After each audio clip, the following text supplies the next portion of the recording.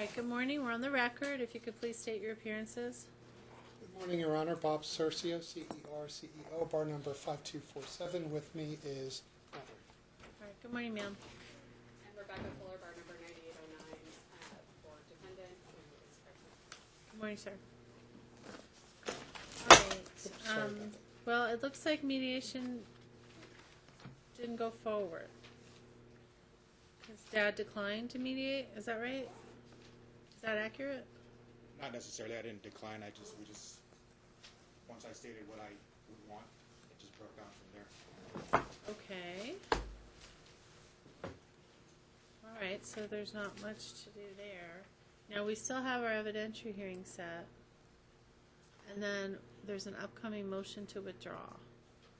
It's set for the 30th. Are you aware of that motion, sir? Yes. Okay. Are you in agreement? Yes. Okay. So you want your counsel to withdraw? Yes. All right. Are you going to be getting new counsel? Yes. All right. Will they be, have you talked to anybody yet? Not yet. I have a couple of comments set up. The only reason I ask is because we have that evidentiary hearing on December 21st. So I just want to make sure that you'd have somebody in time for that. Okay. Do you think you'll be able to do that? Yes. Okay, great. So if there's no opposition, then, and there's no opposition from No the plaintiff. objection, Your Honor. Okay, then I'm going to go ahead and grant the motion to withdraw. That's on calendar for the 30th, and we can vacate that date.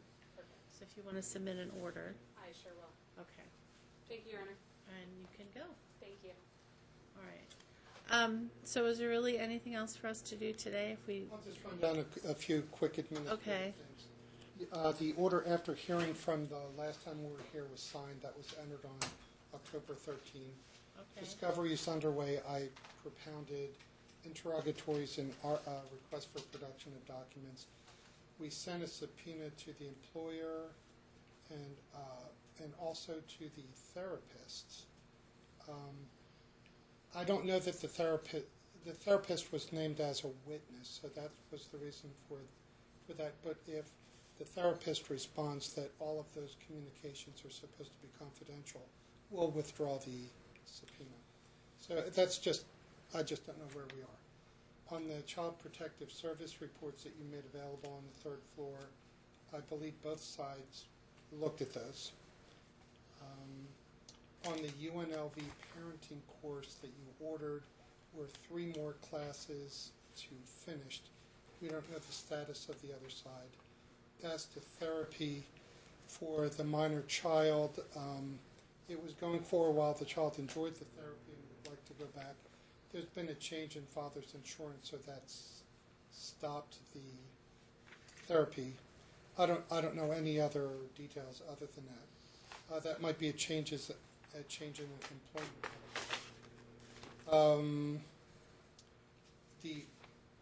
The only two chafing things that we have going on right now is the exchanges at McDonald's, whether the child should be walked inside or whether mother has to go from the inside of the McDonald's out to the car to get the child. I think that should be an inside the McDonald's. The opposing party says that if the order doesn't say it, he doesn't have to do it. So a point of clarification on that would be wonderful.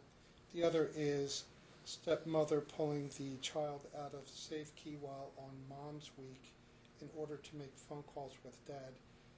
That's a little inappropriate. what happened? The child is in safekey on certain days while mother's at work. And mom's scheduled to pick her up? Yes, and On that that's day? on mom's week. And Uh-huh. our understanding is that stepmother has been pulling the child out of safekey for some of those days I think for the purposes of phone calls. I'm not quite sure the details, but that's outside of the standard deviation for how we normally see things. So, but if you could just give us some clarification on the exchanges at McDonald's and how to handle the safekey, that would be greatly appreciated. And I have no further status to provide. Would you like to respond? Okay. It's funny how we always present things as happening multiple times. It happens quite often. It happened once. What happened once? My wife seeing Emma at Safe Key and talking to her for a bit. It would be rude. I don't know how Emma would take it if my wife just walked past her and ignored her. My wife is part of the PTO. She is part of the executive board for the PTO for the Wright School. So she's going to be there a lot. I think it would be more hurtful to Emma if my daughter just completely walked past her and ignored her. So what happened? Did she take her out of Safe Key or just No, talk to her there? Safe Key is generally inside the Right, I know, inside the cafeteria or something. So she walks through. Mm-hmm. I was talking to my wife. She saw Emma, so she said hi to Emma. She's like, "Oh, you talking to my daddy?" That's it. So I talked to her. Okay. The way he presents it is like she purposely went there, took her out of the Safe Key for the purposes of making a phone call, which is a lot of what he does and a lot of what he says. He makes it sound like it was intentional and done for a certain reason. Okay. He words things that basically turn his comment into a fallacy. So that's that. As far as the drop-off inside of the McDonald's, he also made a complaint. I sent Rebecca a whole letter laying out all of these half-truth, if that, about the circumstances around the drop-offs and our volunteering, and then our Family Wizard communications. Simply just doesn't happen that way.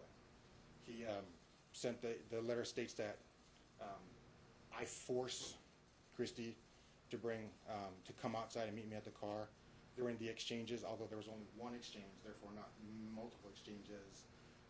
We pulled up, Emma was getting her things ready. She comes out of the McDonald's. Well, that precludes me from going in. So that's part of his, inside or outside. If she comes out, there's no reason for me to go in. The other part was about messages on our Family Wizard. They make a complaint about how I don't respond to messages on our Family Wizard.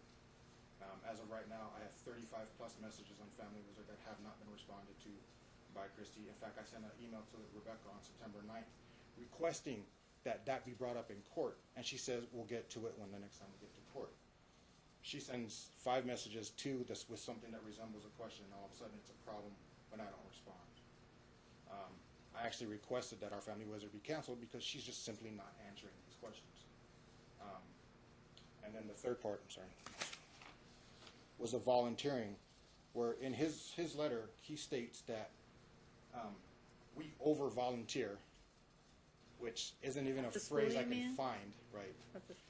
Which isn't even a phrase I can find anywhere. As a tactic to super parenting, which me and my wife simply just call parenting, for an edge at trial. And then he also states that the school stepped in to limit volunteering days for me for Father's apportioned week of visitation, and this was done at the school's initiative. I took this letter, printed it out, and brought it to the principal, Miss McAdor, and I showed it to her. She scoffed, laughed at it, said this is utter garbage. Don't tell me what she said. Don't tell me what she said. Simply not true. With the new law, volunteers have to go get fingerprinted and background checked by CCSD police. Anybody who volunteers has to be approved by the principal to go and do that. I can't just walk in and do that. I was at the top of the list from the day one.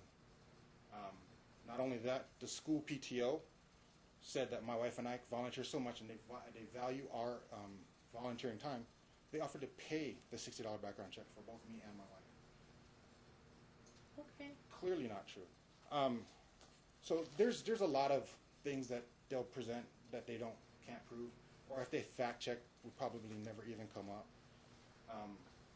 And this is just a constant problem. So that's All why. right. So, all right. So that was a one-time thing at Safe Key. I'm not sure we need to clarify that. Obviously, you don't take somebody. No one took her out of Safe Key. No. All right. The other issue. So the McDonald's. If Mom walked out.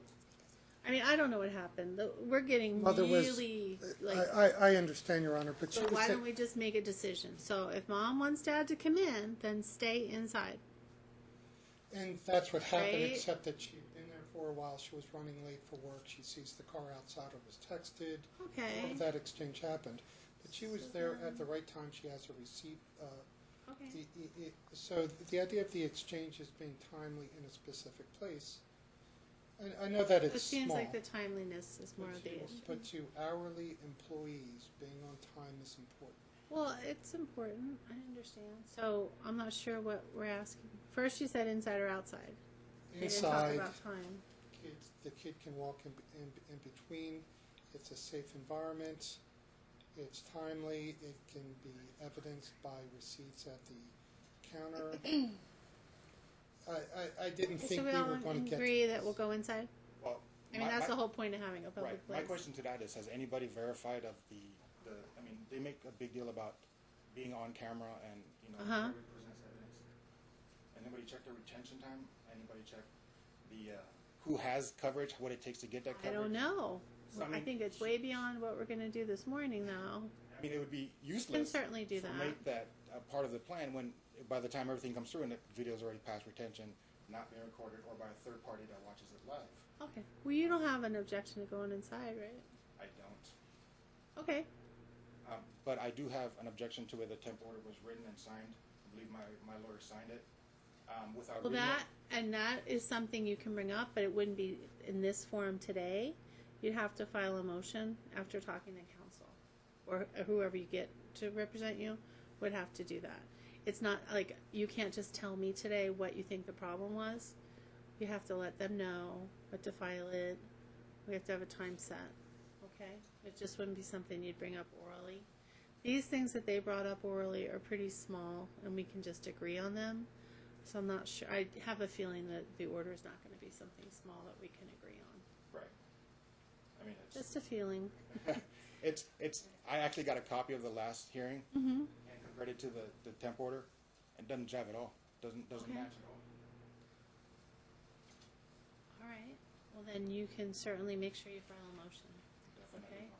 What I'm going to do, I have the copy that everybody looked at of the CPS records, so I'm just going to make it a courts exhibit. So we always have it. That'll be a confidential courts exhibit.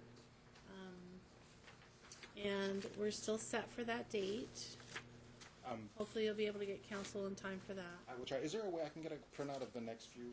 Because Rebecca says there's a few things that's coming up that I would need to make sure I meet. I'm not sure what that is. Me She'd too. have to tell you. She's 'Cause not. I'm not sure what Great. that is. The only thing I have is the evidentiary hearing, and we canceled the motion of withdrawal. That's the only dates. If she was talking about discovery, That's probably but what she it should is. probably tell you that. She doesn't, and that's one of the reasons why I don't want her anymore. I usually get, like, for the witness list, she didn't tell me till 12 hours before it was due. Oh, by the way, so I filed a bar complaint against her and a bunch of other stuff for her. Okay. Failures to do a lot of stuff. Okay, so let me see. I think we did the order setting the hearing, so I'll print one out for you. But really, she should have given that to you. Can I see? Your Honor, and I'm glad to send extra copies of these things to the opposing party. Okay, I'm going The to order print from the hearing order on setting. the 31st has the trial order in it. Oh, it does? Yeah. Okay. Page 2, lines 10 through 19. So we'll send that and the propounded discovery to Mr. Baptista.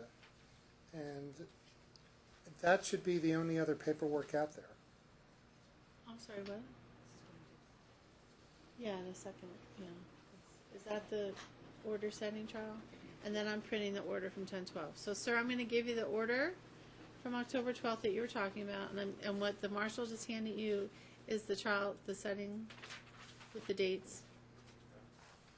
And then counsel's going to send you what the propounded discovery. Whatever the outstanding discovery is, I'll just forward that on. Yeah, and make sure you get make sure you make a request from your past counsel, because she should be giving you that information, so you're up to date on what's been done. Okay? All Anna, right. could So we inquire if there's been a change in jobs? I just sent a subpoena to the MGM. If there's been a change in jobs, I'd like the new employment jacket too. are you still at the MGM? My question is, why am I obligated to give that when, for her last 5 jobs, nobody's ever told me when she changes jobs? I mean, Okay, are it you seems- still at the same job? I am not. All right, so, They seem to request a lot of stuff that they refuse to provide. It's just amazes me. all right, where are you working? I am a consultant right now. What does that mean exactly? It means I am overseeing the policies and procedures, standard operating procedures, and make sure that they comply with state law Okay. for the business that they're doing. But I signed an NDA, so I can't discuss what. Oh, I don't want to know anything confidential about your business. Are you working for somebody or a business? I am. That's the information they would need to know. But I signed an NDA until it's. The name of the employer is not confidential. It actually is for this. It is. That's probably not going to stand legally. The employer's name, they're entitled to know who you work for. So if you don't want to answer, then I guess you're going to have a discovery dispute. I understand. I'll And make then- a formal request. So I just want to be clear. So, sir, if you're refusing to answer where you work right now, then if they file a motion with the Discovery Commissioner, I can guarantee you they're going to be asking for attorney's fees for the necessity of doing that. So you might just want to consult with whatever attorney you choose and ask them if you're supposed to give them that information. You talk to them about it, okay? And then answer. I'm not going to make you answer today, but I can tell you most likely you're going to have to give the name. Okay? Is that only restricted to me? No, of course not. I got You're emails from entitled her to that saying information. straight up she's not obligated to tell me where she works. Well, I don't know. Was that recently? Was that Within through her attorney? this year? It was this year. Through her attorney? Because No. he would know better. It wasn't through her attorney. And not to answer you. He'll give you that information because he knows he's supposed to. Okay, so your best choice is probably to consult with a lawyer about that and see what they have to say. And then just expect them to be filing a motion and asking for fees, though. That's fine. Okay? All right. All right, so we're set for December, what was it, 21 and 22. 21 and So 20? just to confirm, we'll send over the October 13th order, the two outstanding discovery requests, copies of the subpoenas that we sent, and I'll send a demand letter for the other things we spoke about today. Okay.